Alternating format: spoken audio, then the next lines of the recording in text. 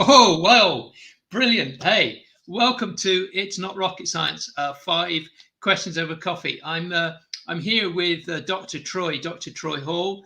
Dr. Troy and I just had a few technical issues, which is the wonder of the internet. And I was just a little bit concerned, but we're here today. I'm really glad to meet you and to have you on the podcast. Dr. Troy, welcome. Thank you so much for having me. And my apologies for the fact that we had that sort of few moments of technical issues. It's going to be good. It's always better when we have technical issues. Well, yes, it is. And normally most people want to mute me, not you. So, Dr. Troy offers consulting, coaching, and speaking engagements on culture, leadership, strategy, and change. A huge area of experience you must have, Dr. Troy. And I really enjoy our conversation. So let's start with the obvious first question. So, who is your ideal client? What's the problem they've got that you're helping them to solve? well, most of the clients that I work with, believe it or not, have made progress toward creating this very important aspect of culture within their organization. So my ideal client is the person who understands that culture is important in an organization, who believes that their employees are their greatest assets and wants to make sure that they do everything possible to create the very best culture experience. And I work with small companies, 50 employees and less, and I have companies I've worked with 1,400 employees. So the idea is about not the number of people or the asset size, it's the mindset of the leaders that really make the difference. And so part of my work is helping them create cohesion cultures, which is safe workspaces where people have a sense of belonging, are valued, and share in mutual commitments. And that's a really important element, isn't it? The mindset, the leadership have, translating that into the actions that people see and the behaviors that they model. There's a really big area there of work to be done. Absolutely, because here's the deal. For people who really need me, they tend to not call on me.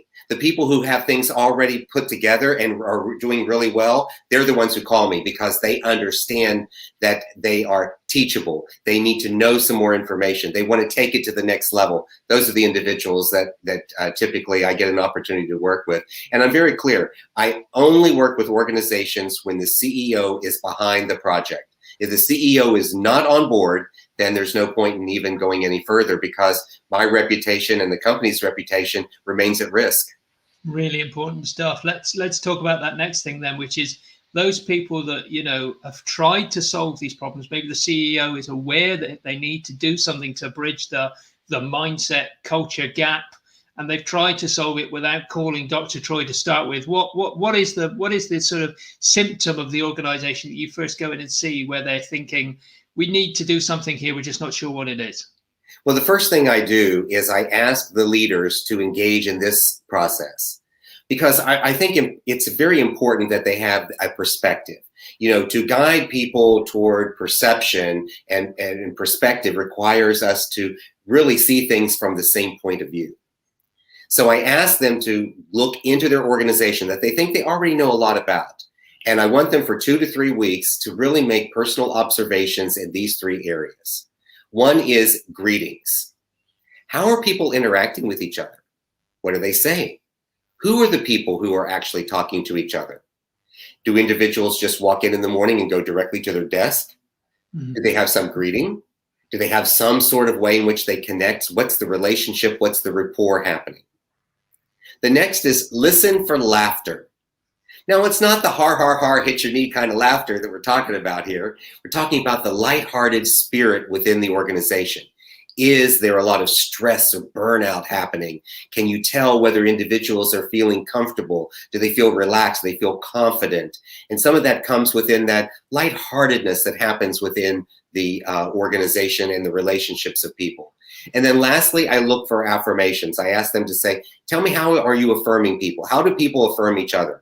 Do you have individuals who are complimenting other individuals in their own department or in other departments? What are the colleagues and peers relationships? Do you even have an internal process that allows you to really celebrate the small wins of individuals who are within the organization? So it's greetings, laughter, and affirmations. That's really interesting. I love the way that you've broken it down there, because for me, actually, it is those first few minutes, particularly now as we're in organizations where we're dispersed, we're no longer necessarily meeting together face to face. We sometimes hear on these calls and such like.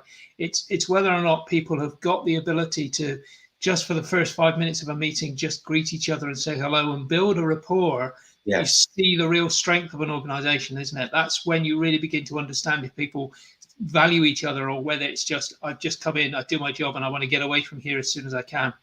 Yes, I was on a field engagement in Prague, and I had an opportunity to meet with some of the leadership of Duke Manufacturing there.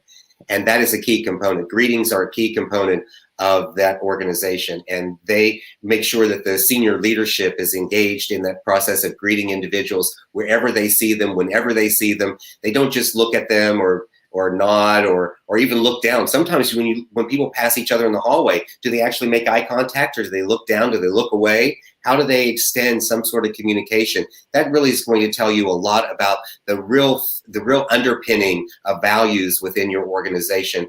And for Duke Manufacturing, that was extremely important, and that resonated through within their production work, within their core values, and how they really integrated everyone into their team. Brilliant.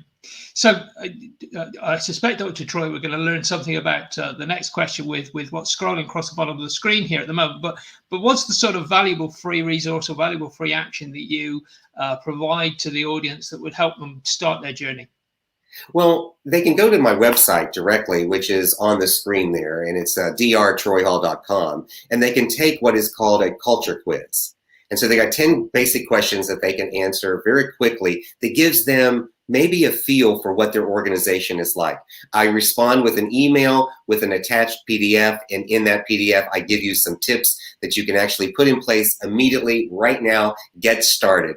And then you can connect with me to actually build out your program. And then we can do a more expansive, what I call culture assessment within your organization to give you a benchmark.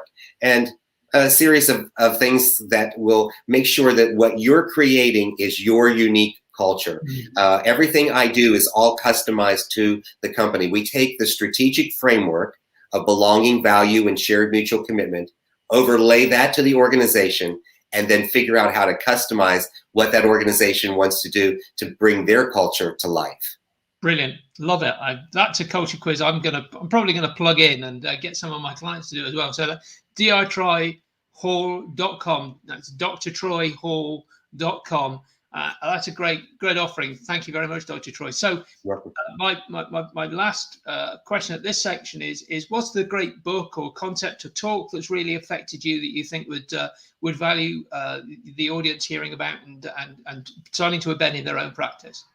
Well, aside from self-promoting my own book, Cohesion Culture, Proven Principles to Retain Your Top Talent. We'll put that down as a given. We're expecting you to say that. Oh, right. Yeah, that would be a given, right? So aside from that, I have had so many books that have made a difference in my life. And it's really hard to put my hand just on any one of them. But I will tell you that something that really helped me expand my thought was a book called Generation IY. And it was written by Dr. Tim something, I forget his last name right now, but the book, what it did is it talked about this transformation of the digital world and how the millennial generation was the first generation to surpass its parents, not only in the knowledge, but the use of technology. See, technology is the great equalizer when it comes to all businesses. It's that technology. And what we're seeing today is so different than what it was before. So I think that Generation IY is one of the books that I would definitely, I mean, there's so many of them. There's the Dale Carnegie book that I've read, Tim Roth's Strengths Finders. I mean, there's a lot out there. Yes. That you can there are some great books out there. I must admit, you know, it's the great pleasure I have. I spend about half an hour each morning just centering myself on what I'm going to be doing for the day, which involves some sort of thinking and some planning. But I actually spend about 15, 20 minutes just going through a few chosen texts, pointing out key things. And that's one I'm now going to add. Well, other than your book, obviously, Dr. Troy, we'll put that one on the list as well. But I'll add that one to my list to make sure I pull on that one. So It's a great recommendation. Thank you so much. Well, you're welcome. And, one of the things I want to give a tip to your listeners is this. You don't have to read a book from cover to cover to be able to acknowledge it or quote it. Find the pieces, find the gems that are there for you in the book. Like, look through the index, see what sparks your interest, fill your mind with that. Also, inspirational information that will come through podcasts, that will come through messages where you might follow someone on LinkedIn and follow a leadership program. And, and I failed to mention, Simon Sinek's work and Brene Brown's work, which is really great in this whole area as well. So don't be afraid to find eclectic pieces here and there from the books.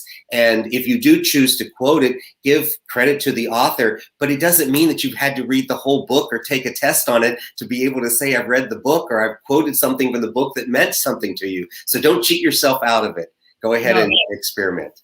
I love that. I am a real fan of the idea of skimming, taking pieces, because you're right. You can take one or two paragraphs, and they can be the thing which you take from a chapter or from a section of a book, and you can really get the sense of the book. But it's still the time to take and read that, which I think is important, because too many people are waiting for the film to come out so that they can avoid the hard work of having to do some thinking. Take the time to sort of think about some of this stuff. I think it's the important thing, isn't it? And that allows you to center it and get it properly embedded in your own experience. Yeah, absolutely. And Audible is another good opportunity as well. Absolutely. So that gives me my final question, Dr. Troy, and this is what I always call my get out of jail free card. I've asked you some questions. I'm sure there's one question that you're thinking, I do wish he'd asked me. And now here's your opportunity. What is the question that you think I should have asked you? And don't leave us in suspense. Answer that question for us as well.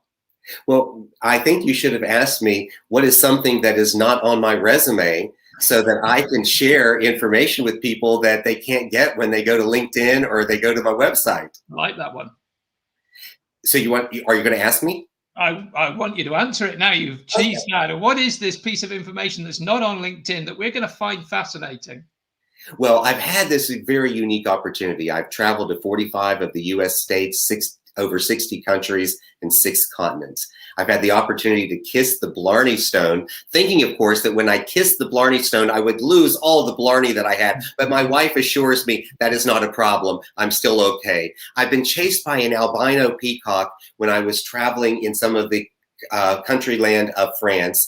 I have shopped a water mall in a boat where you don't even get out of the boat. That was in Thailand. Ridden an elephant, a camel, and a hot air balloon. Wow, what an experience those are! And I can tell you, having ridden a camel, it's not a comfortable ride, is it? No, it's really not. So let me just tell you, there's something about the one hump. Yeah, right. Absolutely brilliant. Dr. Troy, that's been a really fascinating insight into your work. Thank you so much for spending a few minutes with us. Really appreciate you doing this. I'm just going to switch banners briefly now and tell you that, look, if you would like to find yourself listening to really interesting people like Dr. Troy, if you get onto our newsletter mailing list, we send out a mailing probably on the Monday or the Friday before each one of these recordings, letting you know who's on, so that you can watch live and, if necessary, even ask questions of the guests we're talking to, so you can get some first-hand knowledge from people like Dr. Troy. Dr. Troy, it's been a brilliant interview. I'm so grateful for you coming on and spending some time with us. Thank you so much. Appreciate all you've said, and I'm going to be going and sort of getting a copy of your book now and making sure that that's on the next reading list. That's Cohesion Culture by Dr. Troy Hall. It ought to be on your reading list. Thank you so much indeed. You're welcome. Thank you very much.